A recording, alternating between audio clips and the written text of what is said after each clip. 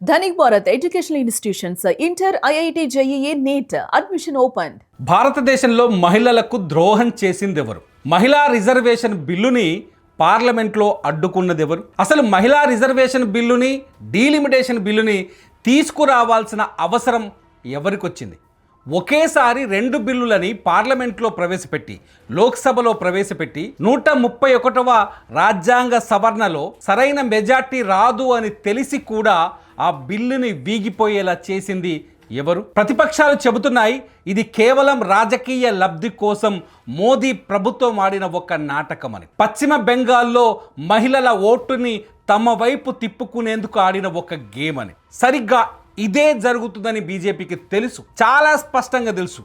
మోదీకి తెలుసు, అమిత్ షాకి తెలుసు. డీలిమిటేషన్ బిల్లుని మహిళా బిల్లుతో కలిపి తీసుకొస్తే దక్షిణాది రాష్ట్రాలు ఖచ్చితంగా అడ్డుపడతాయనే విషయం కూడా తెలుసు. డీలిమిటేషన్ని 2011 జనాభా లెక్కల ప్రకారం తీసుకొస్తే దక్షిణాది రాష్ట్రాల సీట్లు మరిన్ని కోల్పోతాయని, 65 సీట్లు కాదు 50% అనే మాటని బిల్లులో లేకుండా చేసి మరింత దక్షిణాది రాష్ట్రాలకు మరింత నష్టం కలిగేలా చేసే ప్రయత్నం అని కూడా బీజేపీకి తెలుసు. తెలిసి కూడా హడావుడిగా రాత్రికి రాత్రే నిర్ణయం తీసుకొని ఎటువంటి అఖిల పక్ష సమావేశాల్ని ఏర్పాటు చేయకుండా నిన్న సభలో బిల్లును పెట్టేది వీగిపోయేలా చేసింది బీజేపీనే అనే చర్చ కొనసాగుతున్న వేళ తమిళనాడుకు చెందిన డిఎంకే పార్టీ, ఇంకా చెప్పాలంటే స్టాలిన్ ఒక ఫ్లిప్పర్ షాట్ కొట్టాడు. అది మామూలు షాట్ కాదు ఖచ్చితంగా. ఎందుకంటే బిల్లు వీగిపోయిన తర్వాత ఇవాళ భారతదేశ వ్యాప్తంగా బీజేపీ దాని ఎన్డీఏ పక్షాలను ఏం చేశాయి? ఆఖరికి మన చంద్రబాబు నాయుడు కావచ్చు, మన తెలంగాణలో ఉన్న బీజేపీ నాయకులు కావచ్చు, మహిళలకి అన్యాయం చేసింది కాంగ్రెస్ పార్టీ. విపక్షాలన్నీ కలిసి మహిళా రిజర్వేషన్లు రాకుండా అడ్డుకున్నాయి, మహిళల్ని మోసం చేశాయంటూ మోదీతో సహా అమిత్ షాతో సహా దేశవ్యాప్తంగా ఇవాళ ఒక ఉద్యమాన్ని నిర్మించే ప్రయత్నం చేశాయి. ఉద్యమంలో కాంగ్రెస్ పార్టీ కావచ్చు, సభలో బిల్లుని వ్యతిరేకించిన పార్టీలను, ఎంపీలను, సభ్యులను దోషులుగా చిత్రీకరించే ప్రయత్నం చేశాయి. కానీ అసలు మహిళలకు ద్రోహం చేసింది ఎవరు? చాలా స్పష్టంగా డిఎంకే ఇప్పుడు అడుగుతోంది.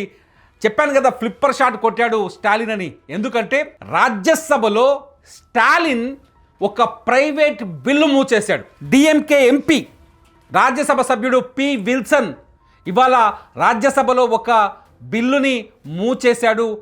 543 సీట్లున్న లోక్సభలో ప్రస్తుత సభ ఏదైతే ఉందో ఎటువంటి డీలిమిటేషన్ లేకుండా, ఎటువంటి జనాభా లెక్కల్ని చూడకుండా ఇప్పుడున్న 2023లో ఏదైతే సవరణ చేశారో, మహిళా బిల్లును తీసుకొచ్చారో దా లెక్క ప్రకారమే 2029 ఎన్నికల్లో మహిళా రిజర్వేషన్ని అమలు చేసే విధంగా చూడాలంటూ ప్రైవేటు బిల్లును మూచేసింది డిఎంకే.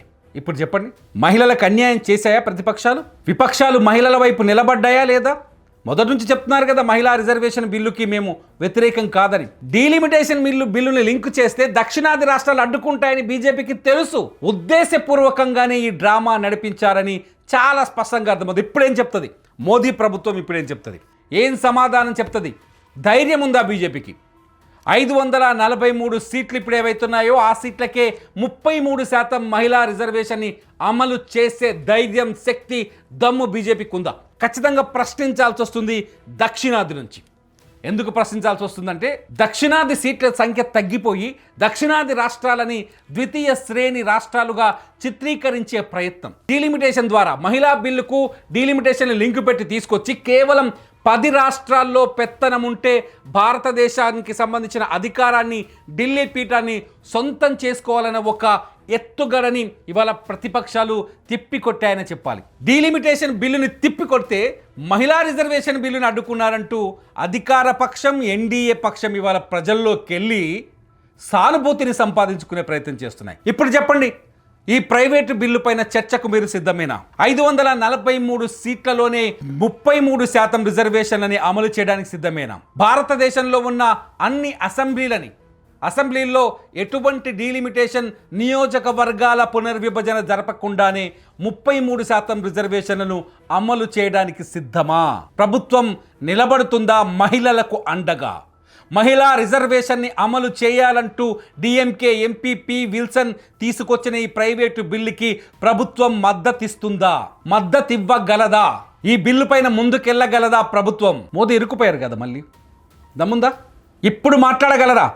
రోడ్లపైన నిరసనలు చేస్తున్న బీజేపీ నాయకులు, రోడ్లపైన ఆందోళనలు చేస్తున్న ఎన్డీఏ పక్ష పార్టీలు, ట్విట్టర్లలో సోషల్ మీడియాలో పోస్టులు పెట్టి కాంగ్రెస్ పార్టీని లేకపోతే దక్షిణాది నుంచి బలంగా గళం వినిపించిన ఎంపీలని ఏకిపారేస్తున్న నాయకులు, మీరంతా సమాధానం చెప్పగలరా? మీరంతా ఇప్పుడు మాట్లాడగలరా? చాలా స్పష్టంగా విల్సన్ బిల్లులో కొన్ని అంశాలను చేర్చారు. అంశాలను మీ ముందుకు తీసుకొచ్చే ప్రయత్నం చేస్తాను. రాష్ట్రాల మధ్య జనాభా పెరుగుదలలో వ్యత్యాసాలున్నాయి. 2011 సెన్సస్ని తీసుకుంటే నష్టం జరుగుతుంది. 1971 నుంచి వాయిదా పడుతూ వస్తున్న ఈ డీలిమిటేషన్ అంశం వల్ల రాష్ట్రాల మధ్య జనాభా పెరుగుదలలో వ్యత్యాసాలున్నాయి. దక్షిణాది రాష్ట్రాలు జనాభా నియంత్రణలో విజయం సాధించి ఆర్థికంగా పురోభివృద్ధిని సాధించాయి. నియంత్రణ ద్వారా ఖచ్చితంగా ఇక్కడ జనాభా కంట్రోల్లో వచ్చింది. ఉత్తరాది రాష్ట్రాలు జనాభా నియంత్రణలో ఇంకా విజయం సాధించలేదు. అందుకోసమే ఇన్ని రోజులు ఈ డీలిమిటేషన్ని వాయిదా వేస్తూ వచ్చారు. ఆ నియంత్రణని పాటించిన తర్వాతే డీలిమిటేషన్ చేయాలంటూ దక్షిణాది నుంచి కొన్ని గళాలు కూడా వినిపిస్తున్నాయి. నియంత్రణను పాటింపజేయడంలో విఫలమైంది ఉత్తరాది రాష్ట్రాలు. ఆ శిక్ష మాకెందుకు దక్షిణాది రాష్ట్రాలకి? ఆ శిక్షను మేమెందుకు భరించాలి? ఆ నష్టాన్ని మేమెందుకు భరించాలి? ఈ విషయాన్ని ఆయన చాలా స్పష్టంగా బిల్లులో చెప్పారు.